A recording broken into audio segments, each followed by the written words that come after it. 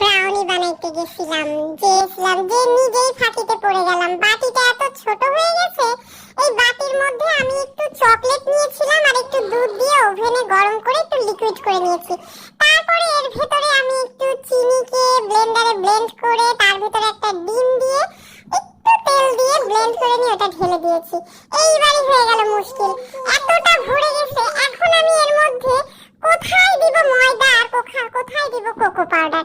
তো যাই হোক, এর মধ্যে আমি দিয়েই দিলাম, দিয়ে দেখেন নাড়তেই পারি না। তাও নেড়ে নেড়ে ধীরে ধীরে নেড়ে নেড়ে এই যে আমি এটাকে রেডি করে আর অন্য কোনো পাত্রে যাচ্ছি না বাবা। এই ঠান্ডার মধ্যে যত পাত্র বানাবো তত ধুইতে হবে।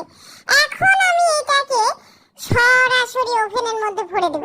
এই বাটি সহই দিব বাবা। বাটি সহ ওভেনের মধ্যে দেওয়া হয়ে গেল। 4 মিনিট পর বের করে দেখি, আল্লাহ, ফুলে দেখেন কি অবস্থা।